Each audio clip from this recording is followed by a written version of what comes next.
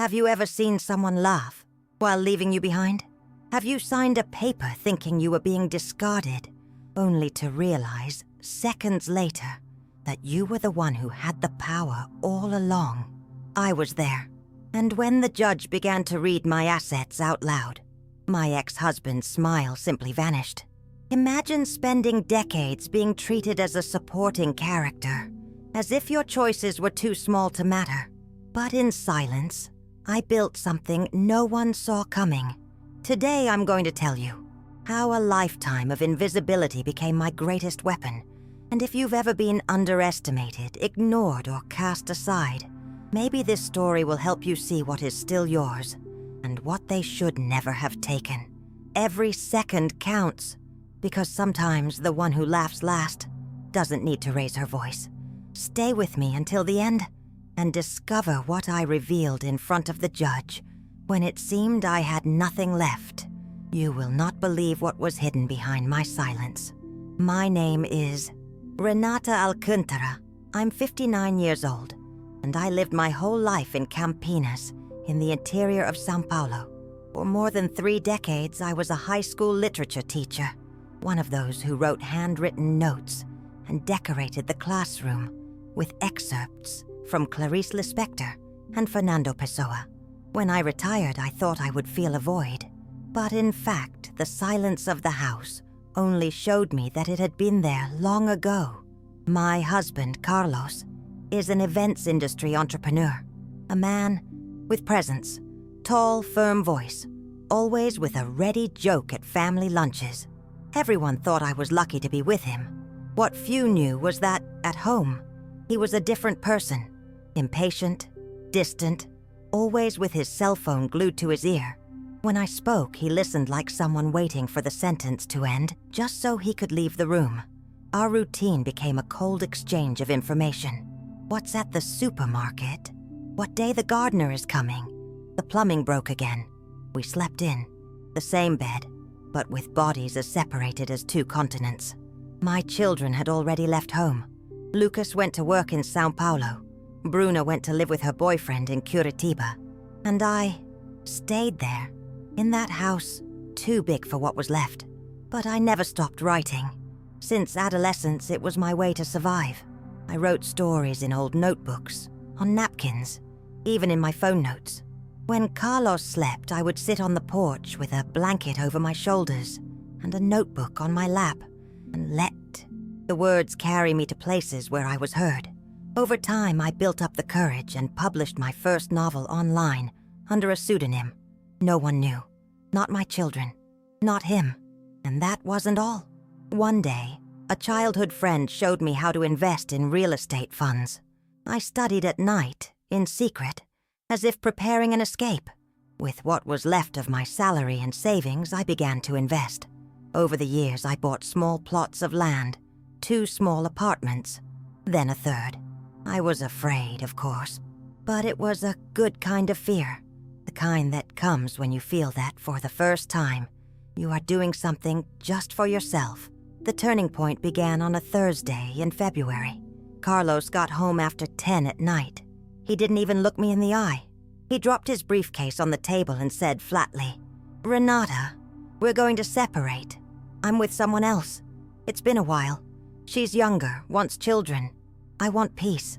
I took a deep breath. I tried to find some emotion in my chest. Anger, pain, something. But I only found a tiredness so ancient it felt like it had always been mine. I asked if he wanted to sleep there that night. He said yes, that we'd sort it out on Monday. I simply nodded. When he went to shower, I opened my email and confirmed an appointment I had scheduled weeks ago with a lawyer. It was just a precaution, but at that moment, it became a necessity. I closed the notebook and pressed my forehead against the wall. It was hot, stifling, but I trembled. Not from fear, from freedom. The next day, I prepared breakfast as usual. 2 boiled eggs, fresh orange juice, his buttered bread. He didn't even look. He was in a hurry. He said he would spend the weekend away with that woman. I simply wished him a good trip.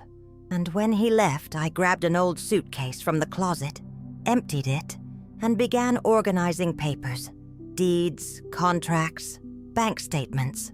Each sheet was a piece of the woman he never truly saw. The first person I called was Dr. Teresa, a lawyer recommended by a friend who had gone through a turbulent divorce. She answered with a calm voice, one of those that seems to have seen everything. We scheduled a meeting for Monday morning. I spent the rest of the day reviewing my documents, noting everything in my name, and taking deep breaths between each envelope. For the first time in years, I felt like I was assembling the puzzle of my own story. On Saturday, Carlos sent me a quick message, saying he would return on Monday. "So we can sign this already?" I replied with an okay, nothing more. For the first time, he seemed uncomfortable with my silence. In the past, I always tried to start conversations, understand, reconcile. Now I didn't. Now I just wanted to finish it. That night, I sat on my porch with a glass of wine and reread my last royalty contract. I had sold over 5,000 digital copies in the last quarter. I felt a pride I shared with no one. It was mine alone. Sunday passed slowly, and I barely slept. Wasn't anxiety. It was an internal vigil, as if something inside me was about to be born or die. I got up before sunrise, took a long shower, and chose my outfit calmly. I didn't want to look beaten, but I also didn't want to look provocative. I wore a beige suit that always made me feel firm, yet invisible. I knew that was what bothered Carlos most, when I didn't react the way he expected. I arrived at the courthouse 15 minutes early. Carlos arrived soon after, wearing a navy blue blazer, and that condescending smile he used when he thought he was in control. We greeted each other with a nod. He didn't ask how I was. He only wanted to know if I had brought the signed documents. I said yes. The hearing began punctually. The judge was a young woman, attentive eyes, hair pulled back in a bun, polite but direct. Carlos handed over the divorce petition, prepared by a lawyer who didn't even show up. She read it, checked the terms, and asked us to confirm our wish to divorce. We both said yes.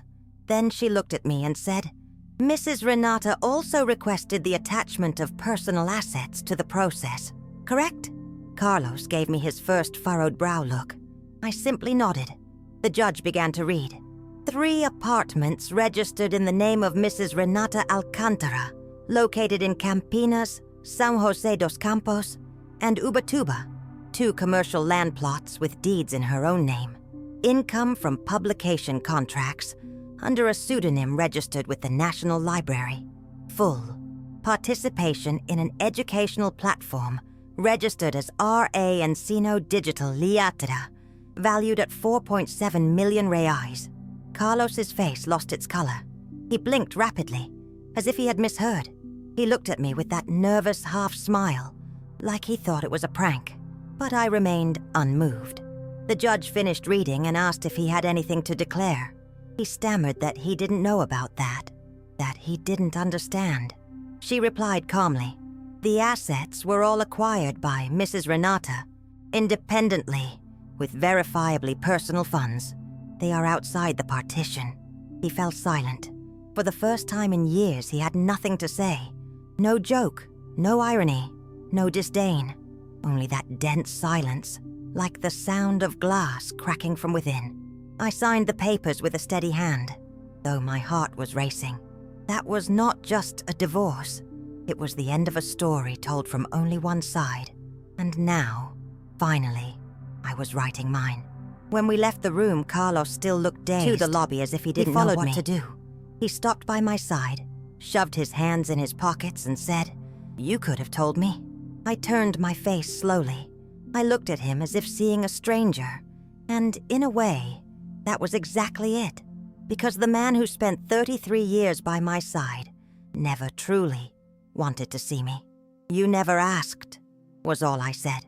And it was the absolute truth.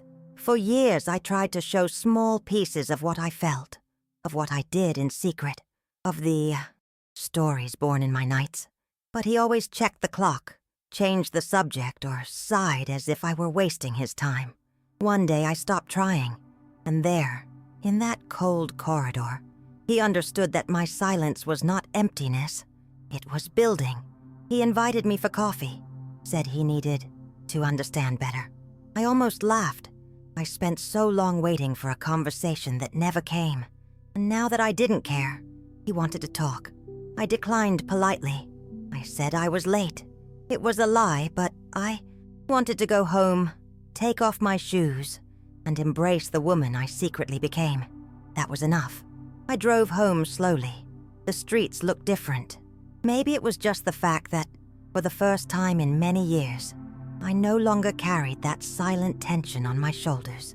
The feeling was of lightness, but also of vertigo, as if I had jumped off a cliff and was now hovering in the air, not knowing exactly where I would land, but for the first time, unafraid of the fall.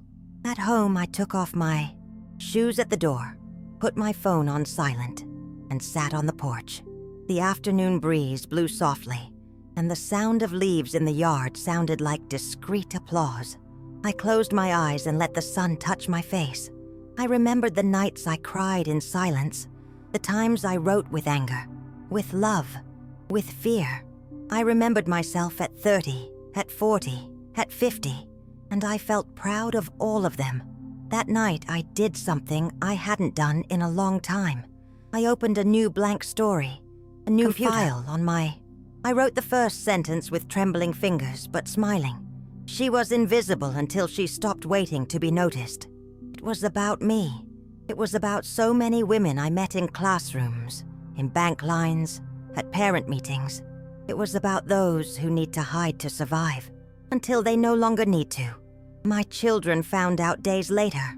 I told them calmly, without too many details, but without hiding the essentials. Lucas was silent, visibly moved. Bruna's eyes filled with tears. Said she always knew I was hiding something beautiful. I laughed. It wasn't just beautiful. It was strong. It was mine. And now, it could be theirs too, if they wished to learn. I began receiving messages from readers.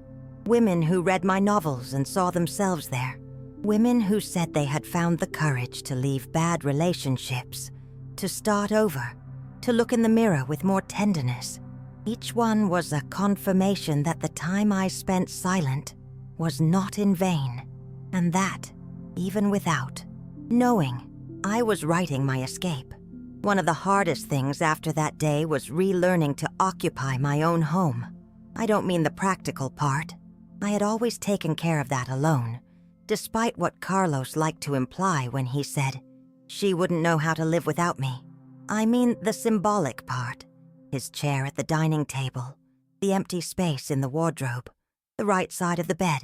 Every corner carried the echo of someone who never really listened to me. In the first week, I avoided certain rooms. I kept his office door closed. It was easier not to see. Until one day I decided to enter. It smelled of woody perfume and disuse. I flipped through a folder thrown on the desk and found a paper with a to-do list from the previous year. All about events, contracts, profits. No personal notes. No plan that involved us. It was as if he had lived by someone's side, yet alone. And now, that was mine. All that space. It hurt less than I expected. Actually, I felt more relief than pain. As if now, even silence was my ally. I began redecorating small spaces. I replaced the living room armchair, bought a new tablecloth, painted the porch wall, a shade of green I always liked, but he called dull. No one dictated what was cheerful or sad anymore. Only I did. Bruna came to visit the second Saturday. She brought flowers and wine. We sat together in the kitchen and she told me about life with her boyfriend, about maybe moving back next year.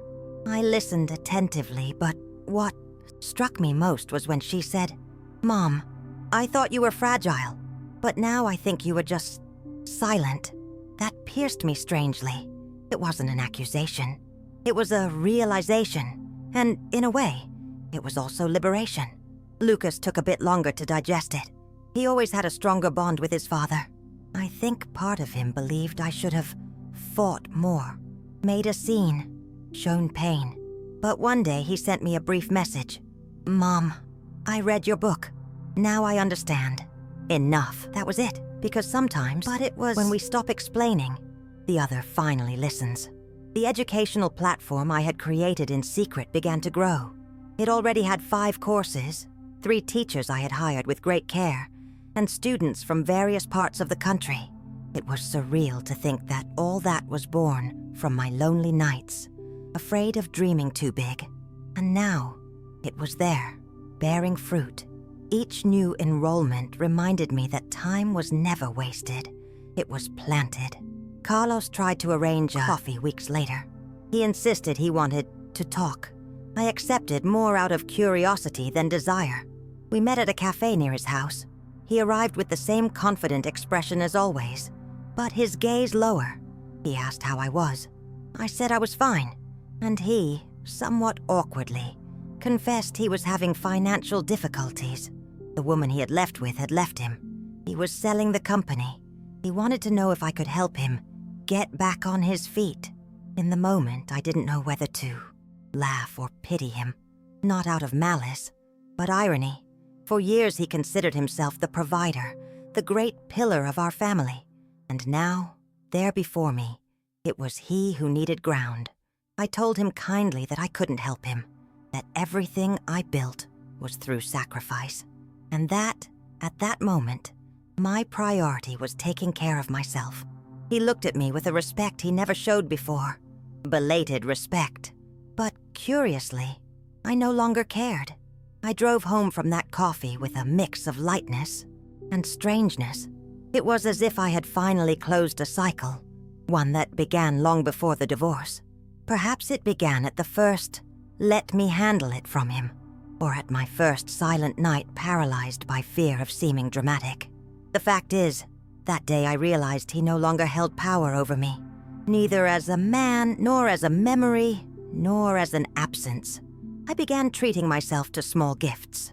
Simple things like a solo brunch at a place I was curious about, or a Wednesday evening theater ticket. Things I used to deem frivolous or inappropriate. I looked at myself in the mirror and said out loud, "You are alive." It may seem silly, but to someone who spent years feeling transparent, that was almost a scream of existence. I was invited to participate in a literary fair in Ribeirão Preto.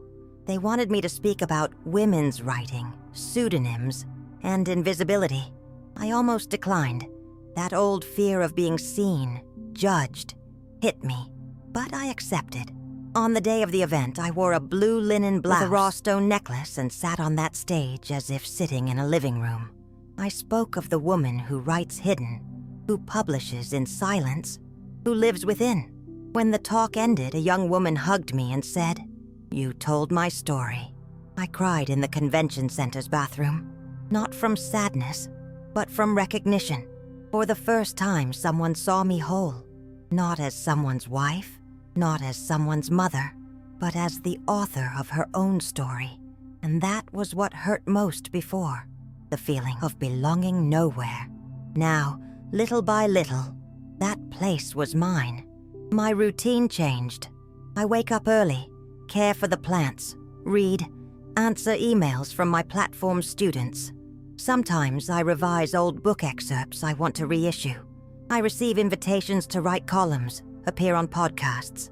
I never thought this phase of life, past 50, past the end, would be the most fertile. But it is. Freedom tastes like ripe fruit, sweet, intense, and a bit acidic. Carlos sent a message on my birthday, text filled with, if I had known, if I had listened, you deserved more from me.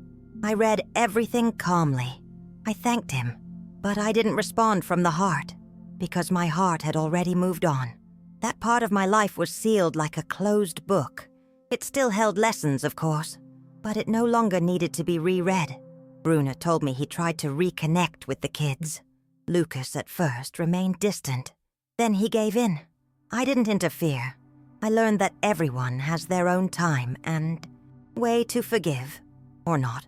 I only asked them not to let resentment become an inheritance, because resentment is just that, a toxic asset we pass on without realizing. And I had already left behind everything that weighed me down. I began writing a new story, this time under my real name. It was a mixture of fiction and memoir, something between a letter and a confession.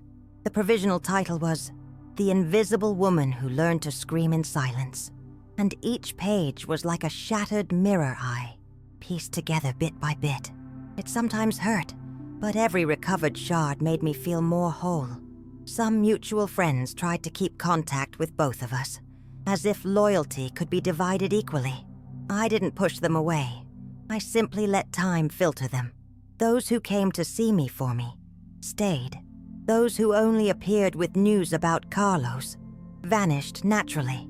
There was no anger, only a profound need to surround myself with bonds that didn't reduce me to an old version of myself. One morning in particular stood out. I was watering the ferns on the porch when the mail carrier left a brown envelope with my name handwritten. I opened it right there, my fingers dirtied from the soil.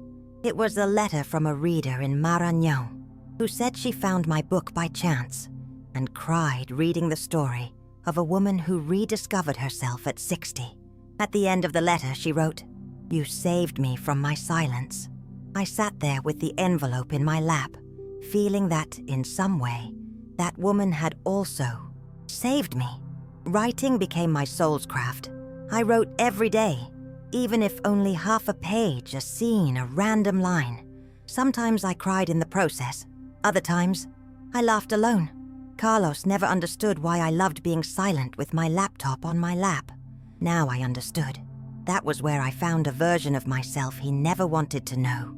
I began offering online writing workshops for women over 50. The course was called Late Words. The name came from the idea that it's never too late to tell, even to yourself, what you spent a lifetime holding inside. The students surprised me every day. One of them, Mrs. Nair, 73, wrote an erotic short story that would make any publisher blush. We laughed a lot. The power of those voices gave me breath. I was invited to record an interview on an independent channel. The reporter, young and very prepared, started by asking about my trajectory as a writer. But gradually the conversation turned to new beginnings, to what happens when someone takes from you what seemed to be the ground beneath your feet. And there, for the first time in front of a camera, I said the ground was never his. I had just forgotten how to walk on my own feet. After the interview, I was recognized at a corner cafe. An older lady stopped me, took my hand and said, "You said what I didn't have the courage to say even to myself." I felt a lump in my throat, because I knew that feeling of living a whole life inside, and suddenly discovering the door was always ajar. You just had to push. At the end of that day, I returned home, sat on the porch, and watched the sunset with new eyes. It was no longer a spectacle that passed unnoticed while I washed dishes or organized bills.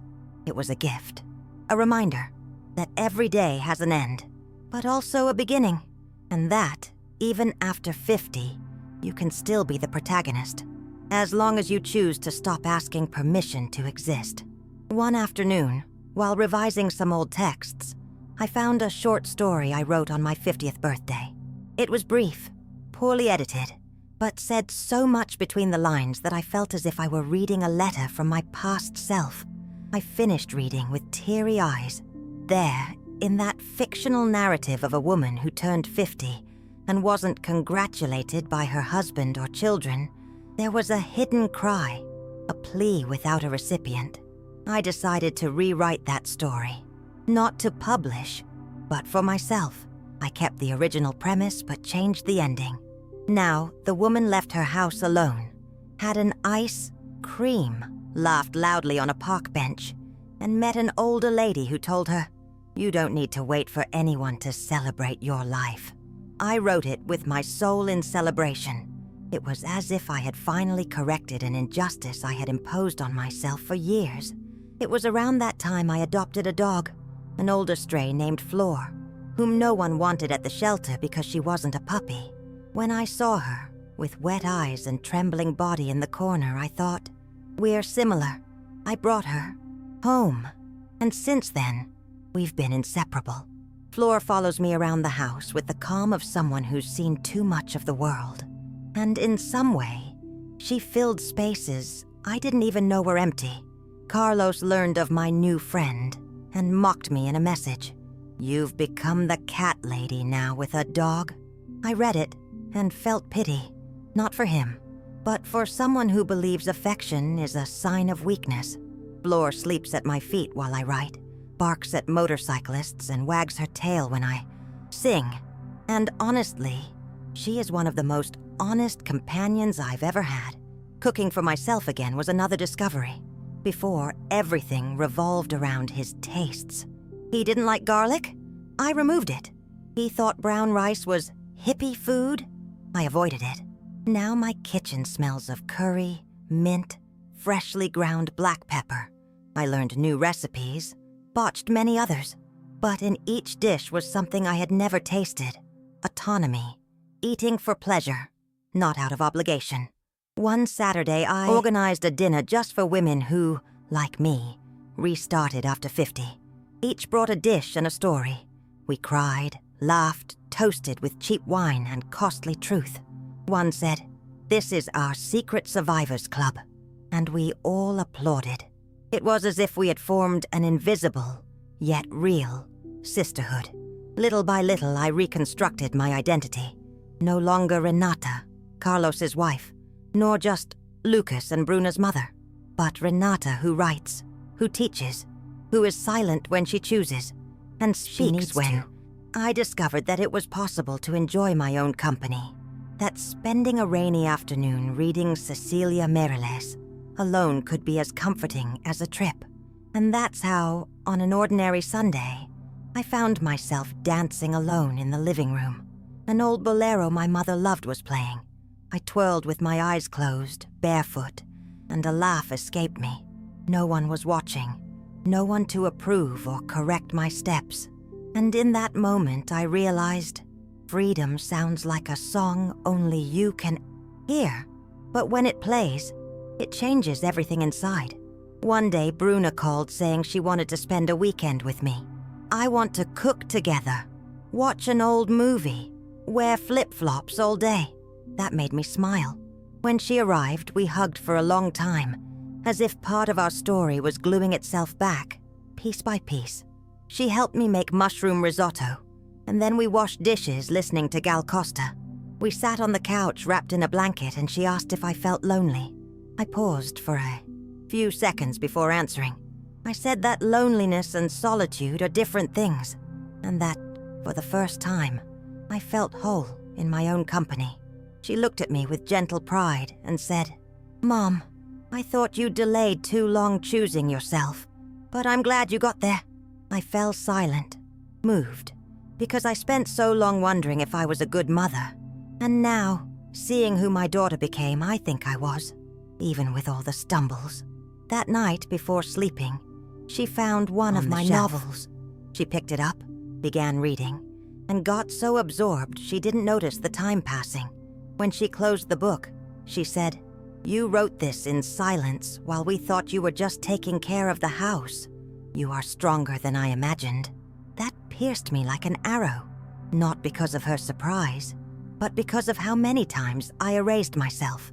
On Monday, after she left, I received a call from the publisher. They wanted to publish an anthology of my students' best stories. They wanted me to edit it. I accepted immediately. I spent the following days rereading texts, giving suggestions, writing introductions. It was like giving voice to a crowd that had always existed but no one heard, and it filled me in a way no position, ring, or trip ever did. Carlos continued sending sporadic messages, sometimes commenting on news, other times asking if I needed anything. It was almost comical, as if he still tried to maintain some control, disguised as concern. I responded politely, but without inviting more conversation. Not out of resentment, but because I no longer fit that dynamic.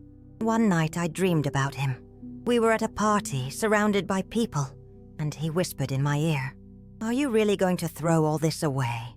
I woke up startled, but then staring at the dark ceiling, I understood.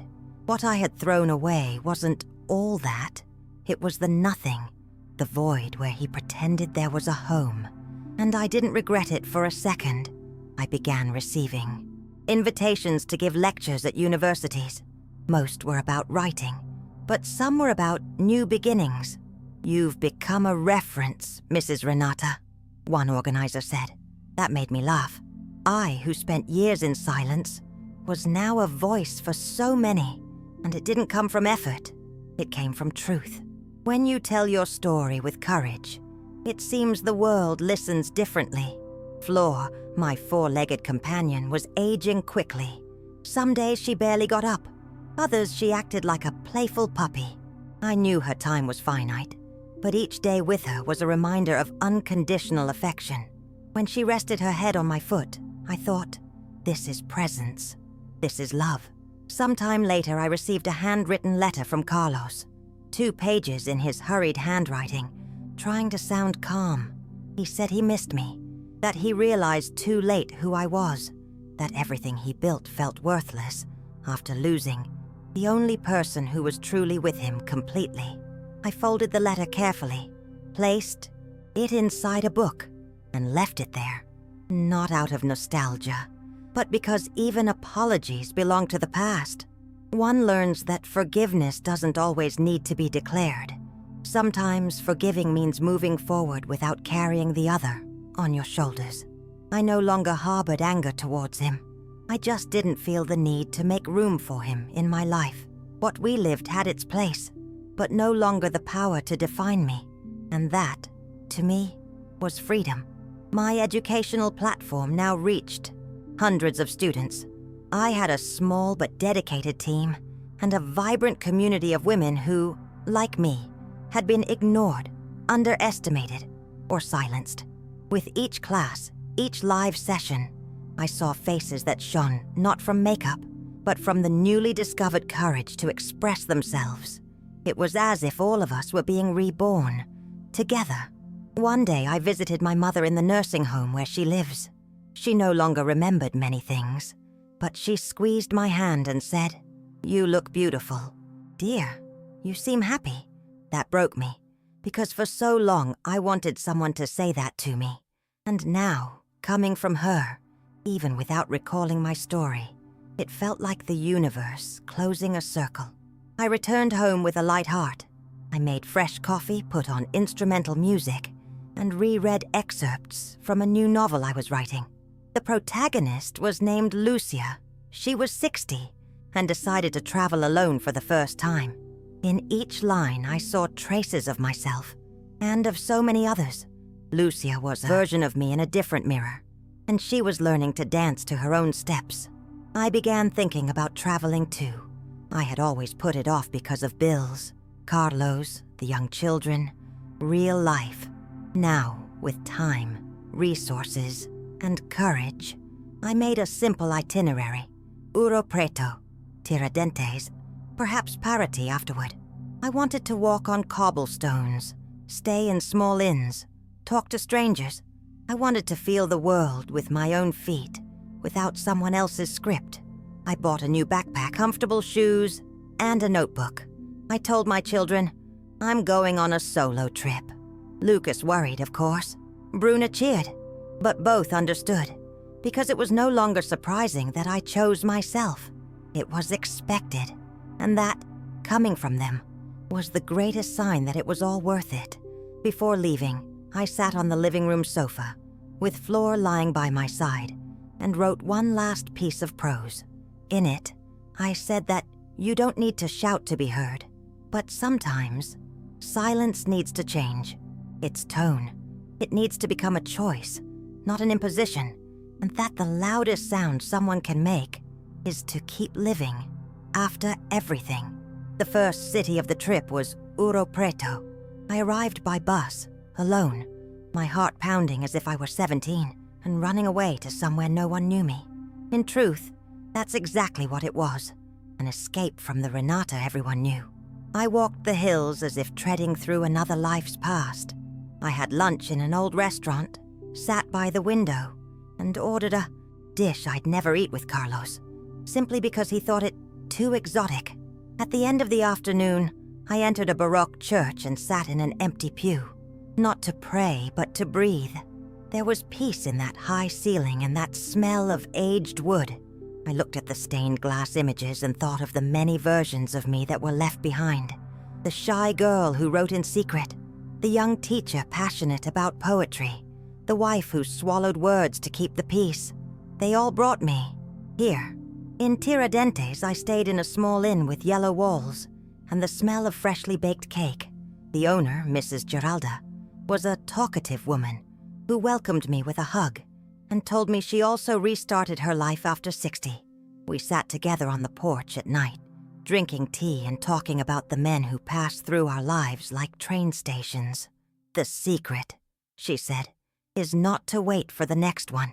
It's to walk toward where the sun leads you. That phrase stayed with me. In parody, I wrote it on a rock by the sea with the tip of a stick. To where the sun leads you. That was it. I had no hurry, no exact plan.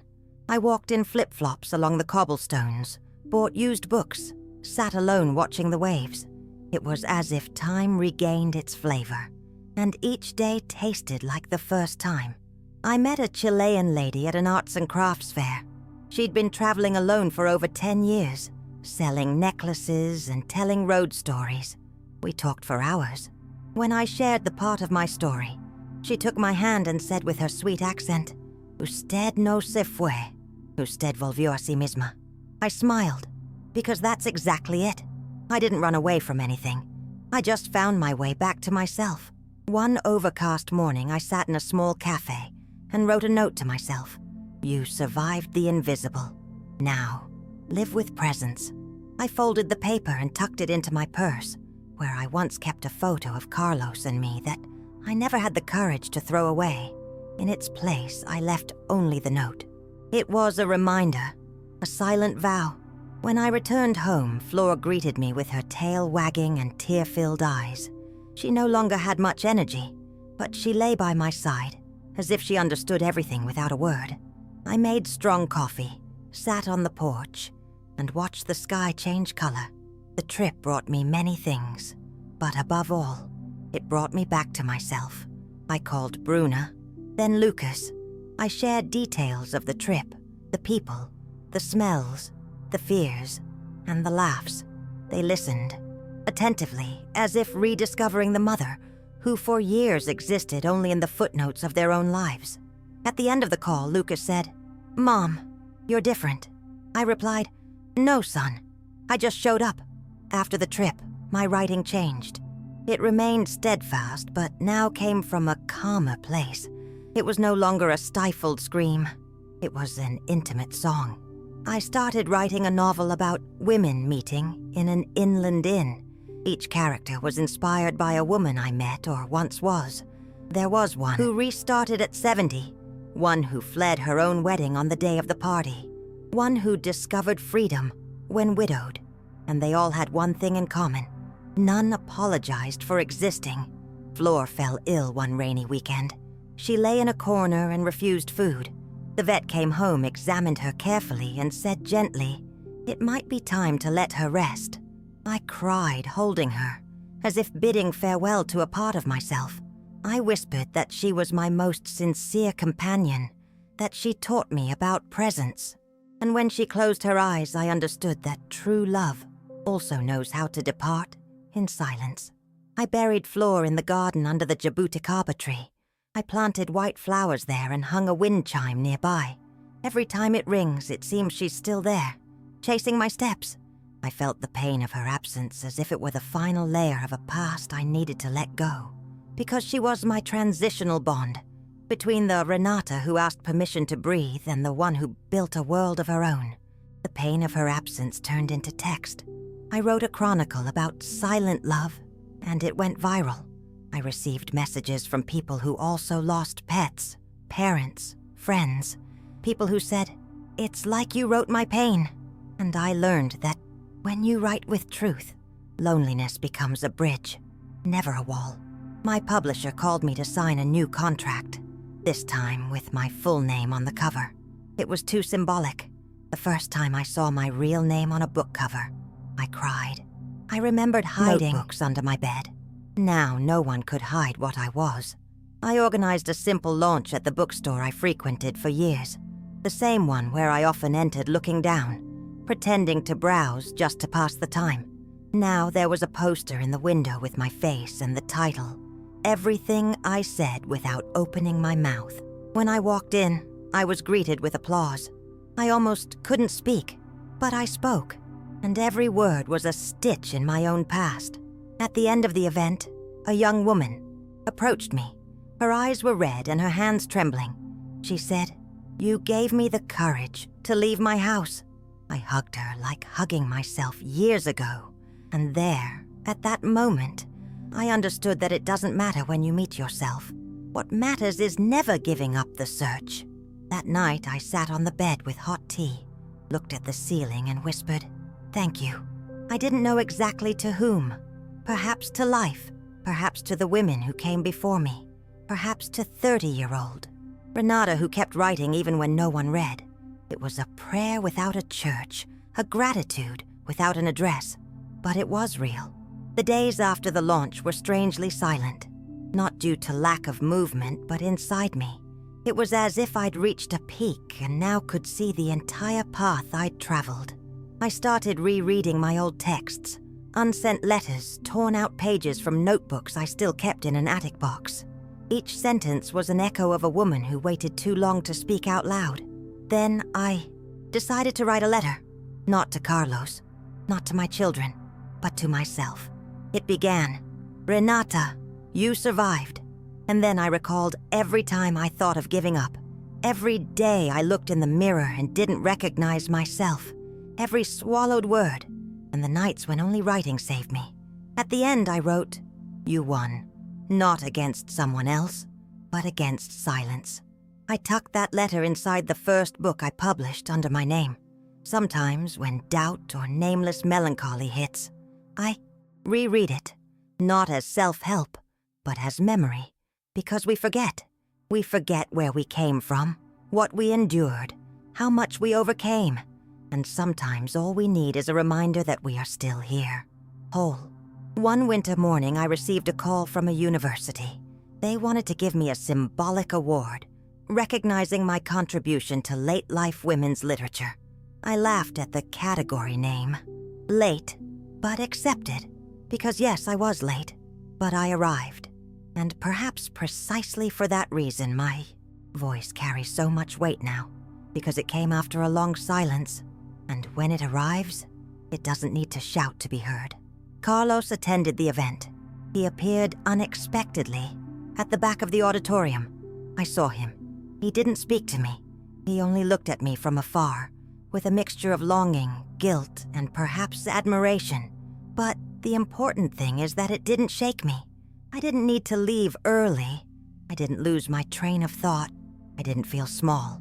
Because there, on that stage, I was no longer anyone's shadow. I was my own light.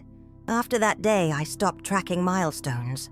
I no longer needed to prove to anyone, not even to myself, that I was capable. I began doing things simply for the pleasure of doing them. Writing for joy, teaching for connection, traveling for curiosity, loving by choice.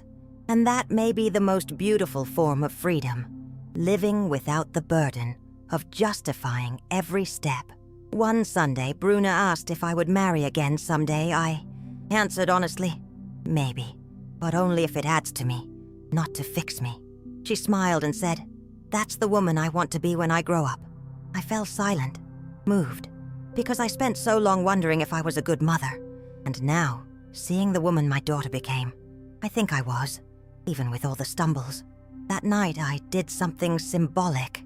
I went to the porch where it all began and wrote on the fogged window with my breath, "End," not as a conclusion, but as a period at the end of a chapter. Because now, the book was in my hands, and this time, I choose what comes next.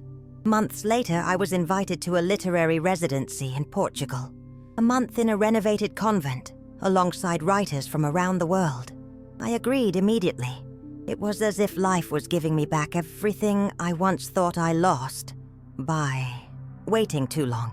I arrived in Lisbon with cold bones and a warm heart.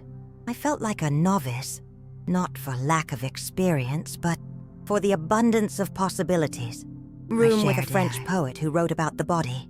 She told me she began writing after breast cancer. Pain changes everything, she said. And I added, but it also reveals. At night, we walked corridors once occupied by other women, listening to echoes of those who passed there before us. It felt like someone was always telling us, write, because no one will tell our story for us. During one communal dinner, a young Romanian asked what advice I'd give to women who feel it's too late. I took a deep breath and said, the time you have left is exactly the time you need, as long as you stop asking permission to use it. She cried. I did too, because each time I said that, it was like saying it to myself again. On one of the last nights of the residency, we held a reading circle. I read an excerpt from a new novel that began, she had been unseen so long that when she looked in the mirror, she apologized. When I finished, there was silence, a respectful silence, like a hug without arms. It was there I understood definitively that my voice was no longer small. It was sober, firm, and full of past, and because of that, it had so much to say. I returned to Brazil with a notebook full of notes, names of women I met, loose lines, new ideas, and one certainty. My life didn't restart after Carlos. It restarted after me, after I stopped waiting for someone to legitimize me, for someone to say, go. I went, and I went whole, even with fear, even trembling, even late. Afternoon, I sat in the park near my house and began observing people. A couple whispering in a low argument, a child with melting ice cream on his chin, an older lady alone on a bench with a distant gaze. I found myself writing about them all in my notebook, and I realized writing was more than a craft. It was my way of belonging to the world, of not passing through it in silence, of leaving traces, however gentle. I emailed my old school, offering a free workshop for high school girls. I wanted to teach girls to write what they cannot say. The coordinator replied enthusiastically. I returned to the school weeks later, and seeing those bright-eyed teenagers, I remembered the girl I once was, the one who scribbled poems on the back of tests. And I thought, if I can prevent even one of them from waiting as long as I did, it was worth it. One of the students asked, "Teacher, does writing hurt?" I smiled and said, "Sometimes it does, but it's a pain that heals." And in that moment, I realized that was the whole point of what I lived. Writing was my path, my remedy, my way of transforming what crossed me into something that crosses others, not as a wound, but as a bridge. I began leaving small notes in strategic spots around the house, phrases reminding me not to go back. On the bathroom mirror, "You deserve the love you give." On the fridge door, "Feed your soul too." By the bed, "Resting is not giving up." They were reminders, anchors for days of internal storms. Because even in peace, there are shadow days. And that's okay. The important thing is not to forget the light you've seen. Bruna called me one night, crying. Her boyfriend had broken up with her. I went to her house, made tea, lay beside her, as I did when she was a child. She looked up at me with swollen eyes and said, "Mom, how did you survive?" And I replied, "I survived one day at a time. But what truly saved me was stopping waiting to be saved." She hugged me tightly, and I knew, right then, that my greatest book was the life I left imprinted in my daughter. Lucas, in turn, started calling me more often, sometimes just to share something trivial, other times to ask about life. One day he said, "I'm learning to see women around me differently. You know, you taught me." That broke me inside, because I always feared my silence taught the opposite, but in the end, even what was silent now said something. Over time, the house became too big for me. I sold it and bought a smaller apartment with a sunny porch and few furniture pieces, only the essentials. I no longer wanted to hold on to clutter, nor guilt, nor memories that weighed me down. I donated everything that no longer made sense, and stepping into the new home with a suitcase, an old guitar, and my laptop, I felt I wasn't starting from zero. I was starting from me. I created a new routine. In the morning I wrote. In the afternoon I read or walked.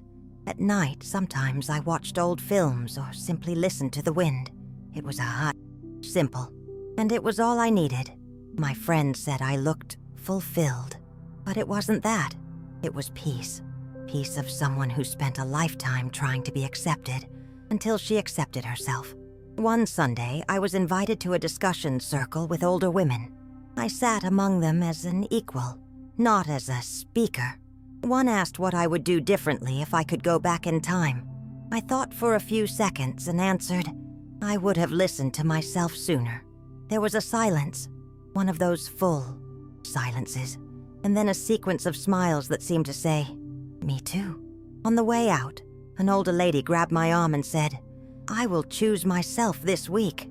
That stayed with me all the way home, because deep down, that was what I wanted with everything I wrote, said, and lived, that other women would understand there is still time, that now is always a good moment to begin, even if from the inside out. And on an ordinary night, with no special date, I wrote the last sentence of the novel I took 10 years to figure out how to finish. The sentence was, she left without making a sound, but when the door closed, the whole world knew she would never be invisible again. I saved the file, closed the laptop, and slept with a light chest, as if I had finally written the ending I deserved. The next morning, I opened the windows of my new home and let the light in.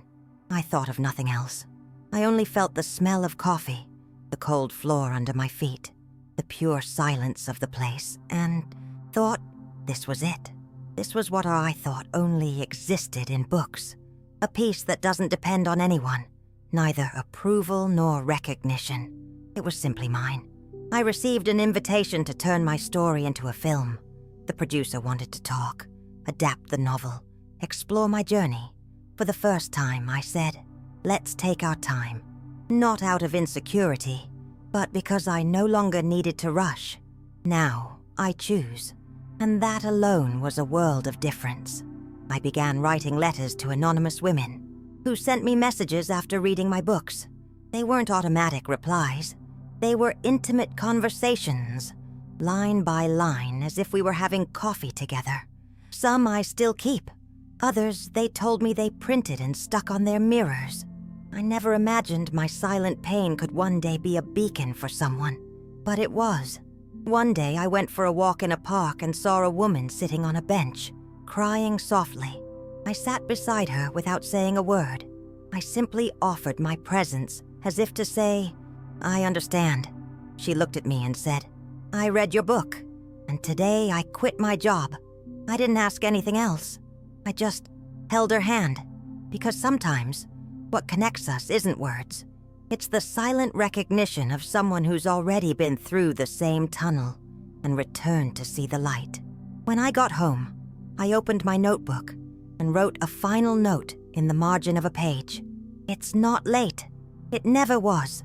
Then I closed it with care. Not because it was over, but because I knew already on its way. The next and now I had space, courage, and time to tell it as it deserved. Whole. Today at 61, I can say I didn't rebuild myself. I discovered myself, because nothing was broken, just hidden. And when you stop living in someone else's shadow, even your wounds become tattoos of memory. Harsh, yes, but full of meaning. Carlos reached out to me one last time. He said he was alone, that he missed me. I listened. I thanked him, and I wished he'd find what he was looking for. I made no room to return, because the woman he lost would never again fit into the frame he tried to impose. And that, perhaps, was my greatest victory. If you read this far, you might be living a silence similar to mine. If you are, listen to me kindly. Don't wait for anyone to choose you. Choose yourself, because life truly begins when you realize you don't need an audience to applaud you. You just need to look at yourself honestly and have the courage to stand, even if you tremble. Sometimes we spend a lifetime molding ourselves to fit spaces that were never ours. And when we finally stand up, even if it's little by little, we realize it was never about shouting. It was about being truly heard, first on the inside. If this story touched you in some way, tell me. Maybe you also went through a similar silence or know someone who's trying to relearn how to live on their own steps. Sometimes, sharing is what helps us breathe better. Share this video with someone you feel needs to remember that there's still time to restart, to choose themselves without guilt, without rush, but with truth. And if you want to keep hearing stories like this, of ordinary people with extraordinary paths, stay here. Real life also deserves to be told with care.